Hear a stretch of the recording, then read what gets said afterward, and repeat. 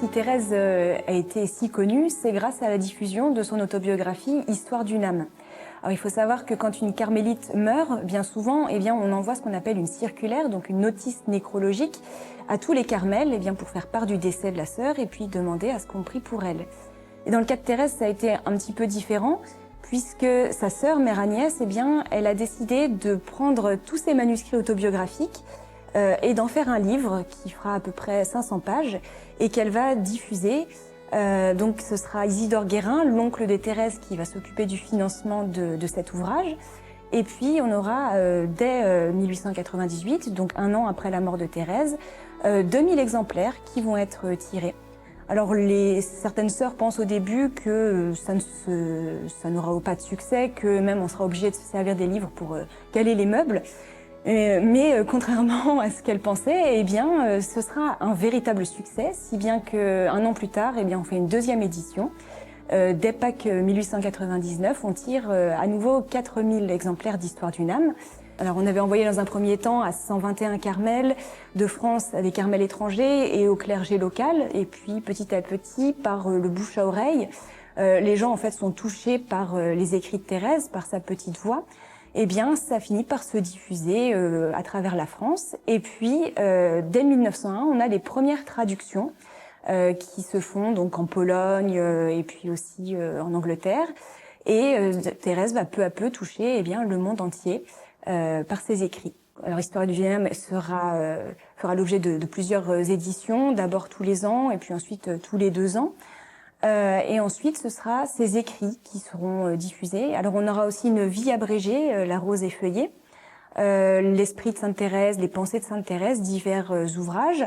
Et puis également, donc ensuite, on publiera ses lettres, ses poésies, ses récréations pieuses. Et puis, petit à petit, tous ces écrits seront diffusés dans le monde entier, également traduits dans de nombreuses langues. Histoire d'une âme sera considéré comme un best-seller de la littérature chrétienne puisqu'il sera vendu à 500 millions d'exemplaires à travers le monde. Alors les premiers lecteurs, donc c'est tout d'abord les carmélites puisque c'était une circulaire, mais aussi le clergé local. Donc c'était principalement les membres de l'Église, mais petit à petit, ça s'est diffusé aussi dans le monde laïque.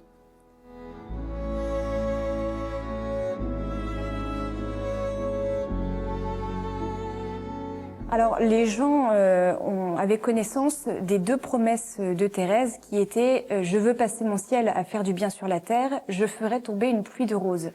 Et les gens, très vite, ont l'idée de se confier à elle et de la prier pour lui demander des grâces ou des miracles. Et c'est ce qui se produit. Et pour la remercier, les gens se rendent parfois sur sa tombe. Ils peuvent aussi y déposer des intentions de prière. D'ailleurs, on voit encore sur la croix qui était au cimetière les intentions de prière écrites par les gens. On y dépose une image pour protéger, par exemple, un soldat. Et donc toute cette pluie de roses, après a fait l'objet de publications. Donc il y a eu 7 tomes de pluie de roses qui ont été édités, relatant les différents miracles de Thérèse, de la grâce spirituelle au plus grand miracle de guérison. Alors, la Première Guerre mondiale, c'est une période charnière puisque c'est à ce moment-là que Thérèse va se montrer très présente auprès des poilus sur le champ de bataille. De nombreux soldats partent avec sur eux une image de Thérèse, une relique, ou bien même des médailles. Exceptionnellement, le pape avait autorisé à frapper des médailles à l'effigie de Thérèse en 1915, ce qui a permis de réconforter les soldats. On a par exemple un témoignage d'un soldat qui dit que juste en ayant regardé l'image de Thérèse, ça lui a redonné du courage à tel point qu'il a eu une médaille à la fin de la guerre. Elle sauve certains soldats de manière absolument spectaculaire, des soldats blessés dont les plaies arrêtent de saigner, un soldat relevé sur le champ de bataille. Et toutes ces interventions sont vraiment impressionnantes à tel point qu'en 1916, un soldat, l'officier Pierre Mestre, a l'idée que les poilus envoient des suppliques au pape pour hâter la béatification de Thérèse. Et donc, ça va être vraiment à ce moment-là que la cause va accélérer. Alors, dans les tranchées, eh bien, vous aviez des aumôniers ou bien des religieuses infirmières qui donnaient des images de Thérèse aux soldats. Certains soldats les plus ailés également pouvaient distribuer à leurs camarades les images de Thérèse, des reliques ou bien des médailles. Et c'est comme ça qu'elle est devenue de plus en plus populaire. On a même été jusqu'à la surnommer la petite sœur des tranchées, la sainte des poilus. Des petits surnoms, voilà. De nombreux soldats signaient leurs lettres en se surnommant le protégé de la petite Thérèse.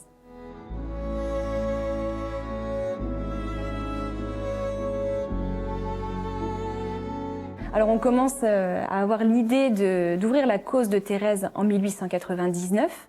C'est le cardinal Gotti qui évoque cette idée pour la première fois. Mais en 1908, eh bien, c'est à cette date que Mère Marie-Ange, qui vient tout juste d'être élue prieure du Carmel de Lisieux, eh bien, va envoyer la demande au Vatican. En 1910, on ouvre le procès ordinaire. La cause va être ouverte en 1914.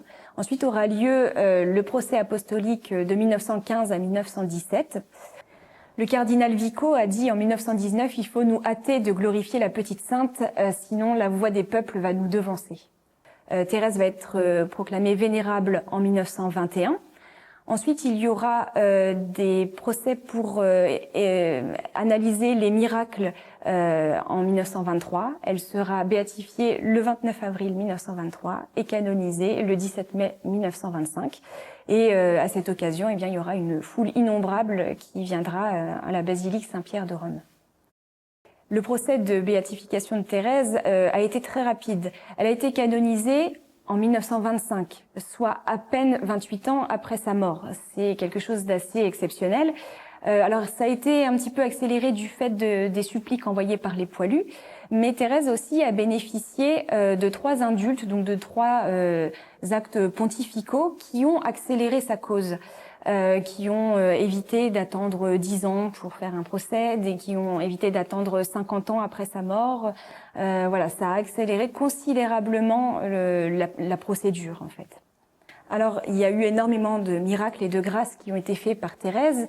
Les sœurs recevaient tous les jours 800 à 1000 lettres dans leur boîte aux lettres, dont de nombreux relataient des miracles. Parmi ces miracles, évidemment, il fallait en sélectionner, puisqu'à l'époque, pour reconnaître la sainteté de quelqu'un, il fallait 2 miracles pour la béatification et 2 pour la canonisation. Et l'étude de ces miracles donnait lieu à des procès qui avaient lieu dans les diocèses où avaient eu lieu les miracles, et puis à une commission avec des médecins experts. Donc ça demandait vraiment toute une analyse. Il fallait que ce soit des miracles de guérison, puisqu'il fallait que ça puisse être prouvé. Des preuves de la maladie, des preuves de la guérison. Et donc 2 miracles ont été retenus pour la béatification. Donc c'était le séminariste Charles Anne et sœur Germaine de Jésus. Et puis 2 pour la canonisation, donc Maria Pellemans et puis sœur Gabrielle Trimousi. Thérèse désirait être une grande sainte et puis elle l'a fait par des petits moyens.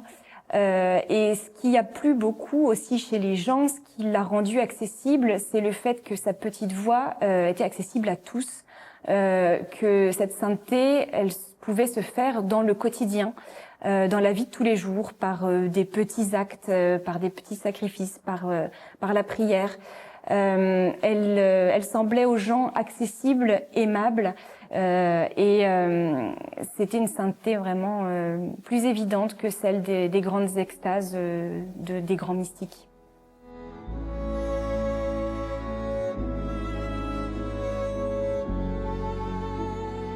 On peut se demander comment on peut être carmélite cloîtré et missionnaire, mais c'était une volonté de Thérèse d'Avila lorsqu'elle a réformé le Carmel, que les carmélites soient missionnaires, que leur prière et leur sacrifice aient une dimension apostolique et universelle et missionnaire. Le but des carmélites, c'est de sauver des âmes et de prier pour la conversion des pécheurs. Et Thérèse, eh bien, elle voulait être missionnaire. Déjà dès 1887, dès son voyage à Rome, elle disait à Céline qu'elle voulait être missionnaire. et qu'elle préférait être carmélite et vivre une vie austère au sein du Carmel pour pouvoir souffrir davantage et ainsi sauver plus d'âmes. Alors elle voulait partir au Carmel de Saïgon. Malheureusement, ça n'a pas pu se faire parce que elle était malade. Elle avait fait une neuvaine à Théophane Vénard et pendant cette neuvaine, eh bien, elle a recommencé à cracher du sang. Donc elle a pris ça pour un signe et elle a compris qu'elle ne pourrait pas partir. Mais elle avait dit au père Roulant et aussi à l'abbé Bélière dans ses lettres que après sa mort, une fois qu'elle aurait quitté son enveloppe mortelle, eh bien elle serait missionnaire avec eux, elle volerait vers les pays de mission avec eux. Alors Thérèse, elle est connue dans les missions très tôt. Les prêtres missionnaires ou les religieuses missionnaires demandent des images de Thérèse et les distribuent à toutes les familles, dans toutes les cases. En Afrique, par exemple, vous aviez dans chaque famille une image de Thérèse qui était distribuée. Et c'est comme ça qu'elle a été connue. Thérèse, elle a beaucoup aidé les prêtres missionnaires eux-mêmes, par exemple en suscitant des vocations, en sauvant des vocations, en les aidant sur le terrain, en les soignant, en les guérissant s'ils étaient malades, en retirant les obstacles qui pouvaient se mettre face à eux. Elle aidait également les personnes, par exemple, à évangéliser. Et ça permettait d'instaurer une confiance durable envers Thérèse d'abord et puis ensuite envers Jésus dans ces peuples qui étaient à évangéliser. Et donc c'est comme ça que Thérèse a été connue. Et eh bien les évêques canadiens ont eu l'idée d'envoyer des suppliques au pape en 1926 pour demander à ce qu'elle soit proclamée patronne des missions. En recevant ces suppliques, le pape s'est dit les évêques canadiens c'est bien, mais tous les évêques missionnaires du monde c'est mieux. Et au final, il y aura 232 signatures et 232 lettres d'évêques missionnaires qui demandent à ce que Thérèse devienne patronne des missions. Et c'est ce qui se fera le 14 décembre 1927. Thérèse sera proclamée patronne des missionnaires, de tous les missionnaires, hommes et femmes, et de toutes les missions à travers le monde.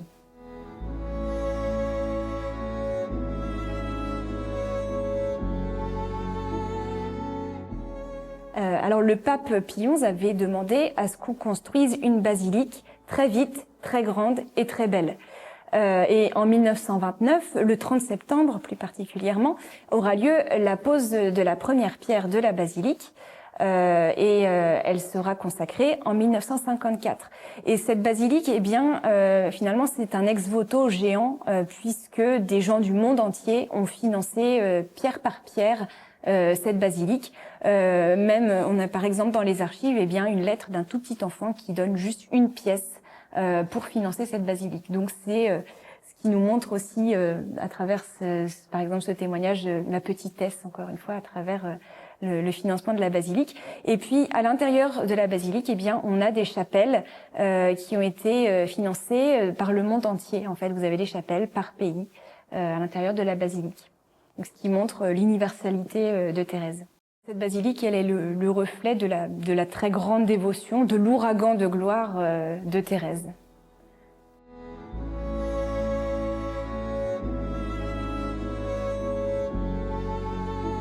Alors le 3 mai 1944, Thérèse est déclarée patronne secondaire de la France à l'égal de Sainte Jeanne d'Arc et sous l'égide de Notre-Dame de l'Assomption. Comme c'était une sainte qui était très populaire en France et que les temps étaient compliqués, le pape a décidé de choisir Thérèse pour ce nouveau patronage.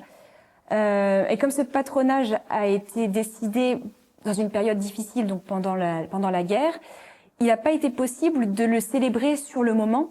Donc il a fallu attendre 1945 pour pouvoir fêter ce patronage et on a décidé pour l'occasion de faire sortir pour la première fois les reliques du Carmel de Lisieux. Et on a envoyé les reliques donc tout d'abord à Paris en 1945 et puis ensuite à travers tous les diocèses de France, y compris dans les plus petits villages et également dans les monastères. Donc il y a eu un voyage des reliques, un premier voyage des reliques qui s'est fait en 1946 et 1947.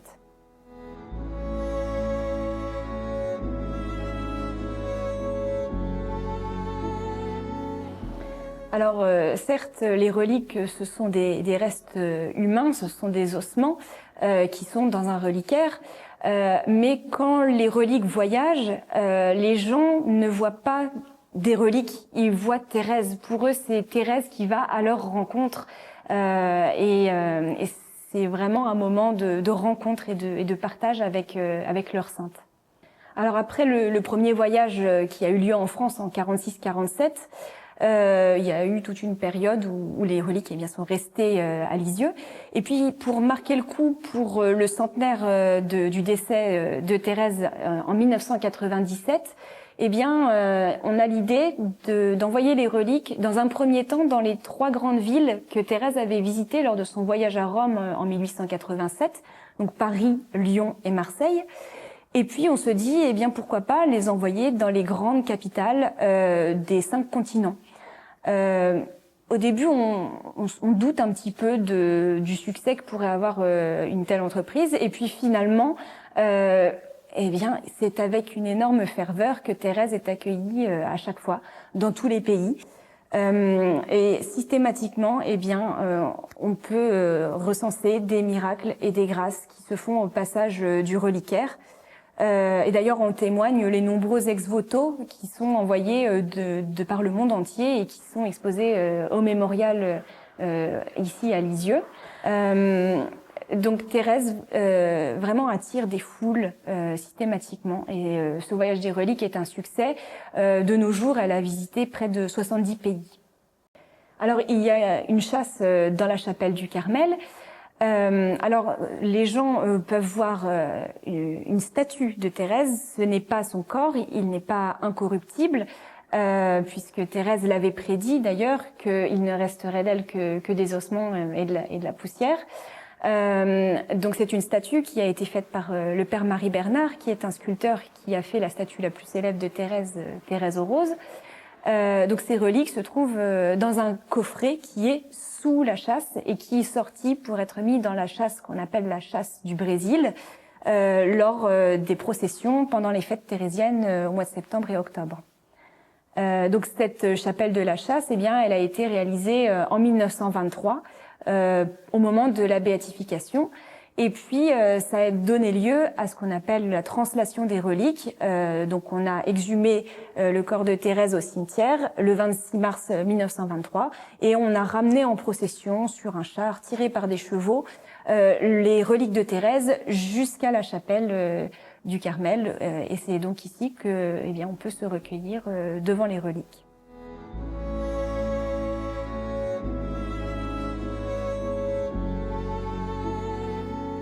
Alors le 19 octobre 1997, Thérèse est proclamée docteur de l'Église.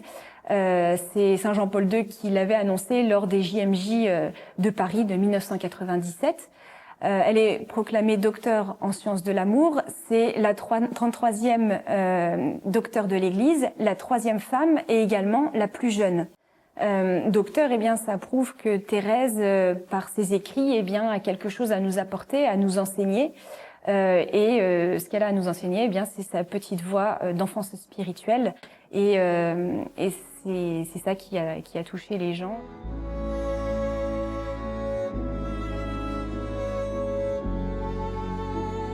En 2022-2023, on a passé une étape supplémentaire puisque l'UNESCO a permis de reconnaître Thérèse parmi d'autres personnages. De la reconnue comme femme d'éducation, de culture et de paix. Et ça a permis de la faire connaître en dehors de la sphère catholique, de faire découvrir sa vie et ses écrits à l'occasion des 150 ans de sa naissance et du centenaire de sa béatification. La même année, le pape François a publié son exhortation « C'est la confiance » et qui a également mis en avant Thérèse. Alors, on peut se demander comment nous, on peut suivre la petite voie dans notre vie de tous les jours. Thérèse nous montre que on peut être saint, on peut aussi être missionnaire au quotidien, que ce soit dans notre famille, au travail, à l'école, avec ses amis. On peut, à travers les plus petites choses, elle disait par exemple, ramasser une épingle par amour peut convertir une âme. Donc ça montre à quel point, voilà, dans les petites choses du quotidien, eh bien, on peut suivre la petite voie de Thérèse. Alors Thérèse, eh bien, elle a touché, marqué un certain nombre de personnes. Et puis, on peut aussi remarquer que chez certaines personnalités, elle a joué un rôle déterminant dans leur vie. On peut citer par exemple Édith Piaf, qui avait été guérie par Thérèse dans son enfance, puisqu'elle allait être aveugle et elle a recouvré la vue. Et elle a gardé une dévotion pour Thérèse toute sa vie. On peut citer par exemple Alain Mimoun, ou encore Natacha Saint-Pierre, ou encore le pape François. Donc elle a vraiment touché des gens de divers horizons. Thérèse, c'est une des premières saintes pour lesquelles on a de nombreuses photos. Donc sa sœur Céline, quand elle est entrée au Carmel en 1894, eh bien, elle a eu l'autorisation d'amener son appareil photo. Ce qui fait qu'au total, eh bien, on a 47 photos de Thérèse, et ce qui est exceptionnel, d'autant plus pour une religieuse cloîtrée. Et le fait de pouvoir mettre un visage sur une sainte est souvent un visage que les gens considèrent comme aimable, souriant. Eh bien, ça permet aussi de nous la rendre plus proche, et ça nous invite à la suivre.